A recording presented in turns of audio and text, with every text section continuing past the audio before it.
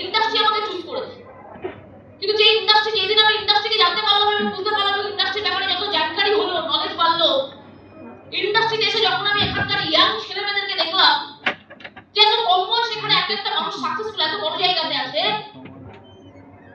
তখন ভেতর থেকে আলাদা একটা এক্সাইটমেন্ট চলে এলো যে আজকে থেকে দাঁড়িয়ে এই ইন্ডাস্ট্রি থেকে এত ইয়াং এজে যদি এই মানুষগুলো সাকসেসফুল হতে পারে, তাহলে এর থেকে বেস্ট ইন্ডাস্ট্রি আপনি পৃথিবীতে কিছু হতে পারে না। তার মানে এখান থেকে আমাকে কিছু করতে হবে।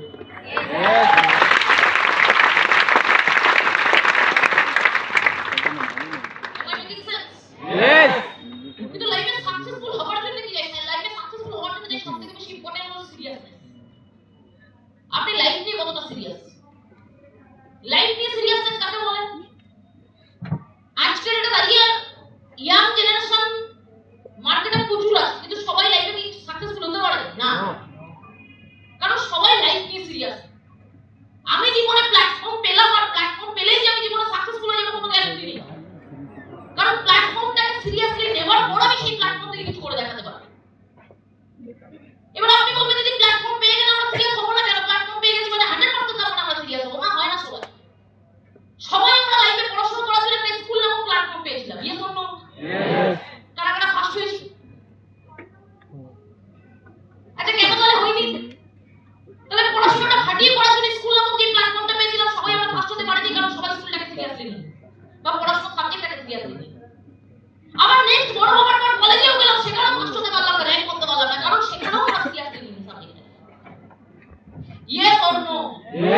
এখানে কারা কারা সাইকেল চালাতে পারি? সবাই। তাহলে সাইকেল চালিয়েও কেউ না কেউ আজকে কোনো না কোনো বড় বড় কম্পিটিশন যাচ্ছে, যেখান থেকে দাঁড়িয়ে রেকর্ড করছে সাইকেল চালিয়ে। তাহলে সাইকেলও চালাচ্ছে কিন্তু সাবজেক্টটাকে সিরিয়াসলি নিই, তাহলে সাইকেল চালিয়েও হয়তো আজকে কোনো রেকর্ড তৈরি করতে পারবে না। সাঁতার কেটেছে কিন্তু সাঁতারটাকেও সিরিয়াসলি নিই, তাহলে সাঁতার কেটেই লাইফে একটা রেকর্ড করতে পারতাম, অলিম্পিকে গিয়ে পার্টিসিপেট করতে পারতাম। তার মানে জীবনে প্ল্যাটফর্মের থেকে ইম্পর্টেন্ট আপনি সেই প্ল্যাটফর্মটাকে কতখানি সিরিয়াসলি নিলেন, তাহলেই আপনি আপনার জীবন বদলাতে পারবেন, আদারওয়াইজ না।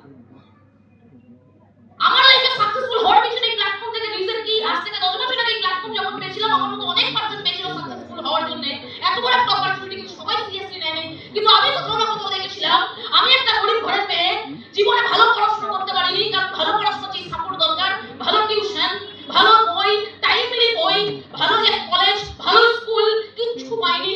আর এই যে লাইফ, এই লাইফটা থেকে বেরোতে হবে, এই লাইফটা থেকে বেরোনোর জন্য একটা প্ল্যাটফর্ম চাই। আর যখন ইন্ডাস্ট্রি চান্স পেয়েছিলাম তখন বুঝে গেছিলাম এই গরিবী লাইফ